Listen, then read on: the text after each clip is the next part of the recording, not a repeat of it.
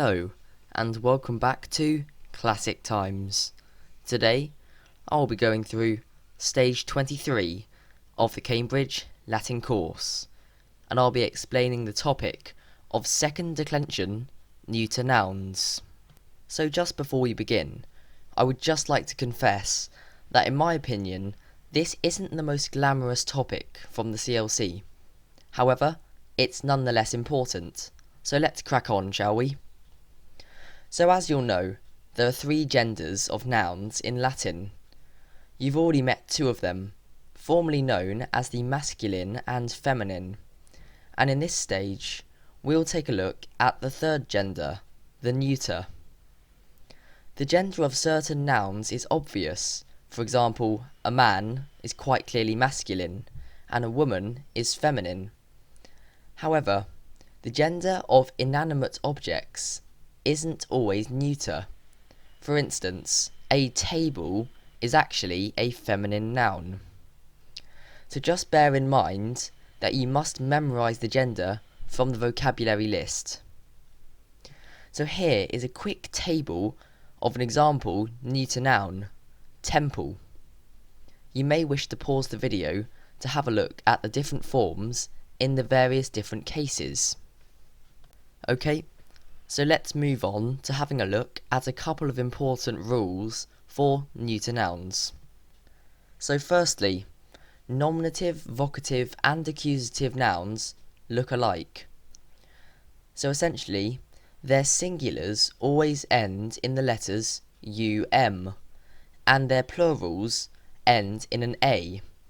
And for a quick bonus tip, make sure not to get confused with first declension feminine nominative singular forms, which also end in an a.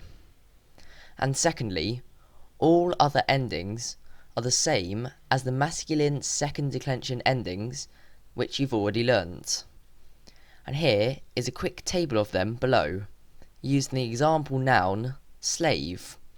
And you may wish to pause the video if you would like to brush up on those endings. Okay, so that's the grammar covered, and in my opinion, one of the lesser interesting topics, if I'm allowed to say that. So now let's move on to some vocabulary. Cedere, to give in. Clarus means famous. Conspicatus, having caught sight of. Cura, care. Enim means for. Gerere means to wear. Honour, that's quite an easy one to remember. That just means honour. Iacere means to throw. Immotus means still or motionless. Locutus means having spoken. It's an example of a PAP, which we looked at last lesson. Mandatum is an instruction or order. Modus means manner or way. Nimium, this is quite a pesky one. This means too much. Ornare means to decorate. Parere, to obey. Regressus, this is also a PAP, meaning having returned. Scire, to know. Talis, such. Umquam, ever. And finally, venenum is poison. So now let's have a look at a few example sentences. Sunt multa templa in hac urbe. This means there are many temples in this city. Libertas nomina principum recitavit. The freedman recited the names of the chiefs. Aedificium erat splendidissimum. The building was very splendid, almost splendid. This is a superlative adjective. Okay, so now that we've covered the examples, this is the point of the video where I get you to have a go yourself. So note the form tolerant is an irregular stem coming from ferro. Now pause the video and try to translate these.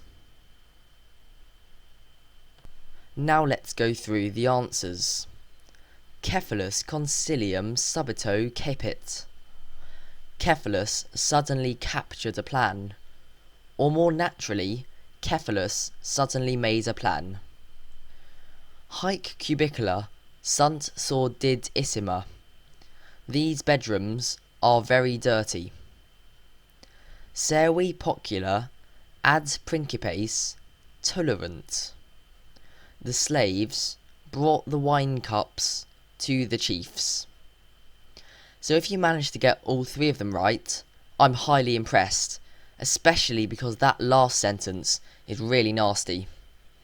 If you manage to achieve one or two of them right, that is still an admirable effort. Keep up the good work. So now let's go through the passage in Themis, part 1. Prope Thermas erat templum, e fabris cogidubni aedificatum. Rex cogidubnus cum multis principibus servisque pro templo sedebat. Quintus prope selam regis stabat. Regem principesque manus militum custodibant. Pro templo erat ara ingens quam omnes aspiciebat. Memor togam splendidam gerens prope aram stabat. Near the baths was a temple, having been built by Cogidubnus's craftsmen. King Cogidubnus was sitting in front of the temple with many chiefs and slaves. Quintus was standing near the king's chair. A band of soldiers was guarding the king and chiefs. In front of the temple was a huge altar, which everyone was looking at.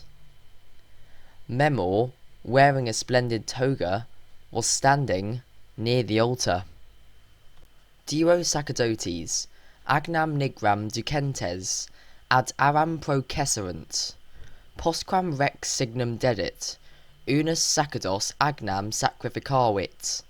Deinde memor, qui iam tremebat, alteri sacerdoti, Iobeote inquit, omina inspicere, dic mihi, quid vides. Sacerdos postquam Iecer agni inspexit anxius. Iecer est lividium, inquit, nonne hoc mortem significat. Two priests, leading a black lamb, advanced to the altar. After the king gave the signal, one priest sacrificed the lamb.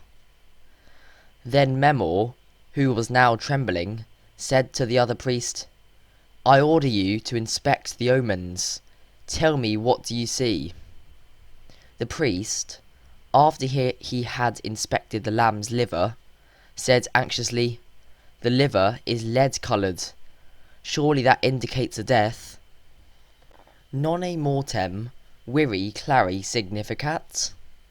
Memor, qui per territus palescebat, sacerdoti respondit. Minime, deasulis quae preces I grottorum audire solet, nobis omnia optima misit. Haec verba locutus ad cogidubnum se vertit. Surely that indicates the death of a famous person. Memor, who, terrified, was growing pale, replied to the priest, No, the goddess Sulis, who is accustomed to hear the prayers of the ill, has sent excellent omens. Having spoken these words, he turned to Cogidubnus. Omnia sunt optima, inquit. Omnia tibi remedium mirabile significant, quod dea sulis Minerva tibi fauet. Tum regem ac principes memor in apoditerium duxit. The omens are excellent, he said. The omens indicate an extraordinary cure for you, because the goddess Sulis Minerva favours you. Then Memor led the king and the chiefs into the changing room. So this passage leads us nicely on to In Thermis Part 2. But I'm afraid we're not going to have a chance to translate this in this video. So you're going to have to go away and do it yourself, or just wait until you cover it in class. Sorry about that. But it builds suspense. So we've now covered stage 23 of the CLC. So let's summarise. Second declension, neuter nouns. The nominative, vocative and accusative forms all look alike. Their singulars end in um, and their plurals end in an a. And not to be confused with the first declension, feminine, nominative singular form, of course. And all other endings follow the same pattern as masculine second declension endings. So this wasn't my most personal highlight stage, if you will.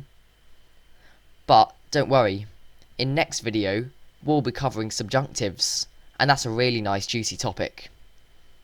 So thanks a lot for watching, and please join me in my next video where I'll be covering stage 24 of the Cambridge Latin course.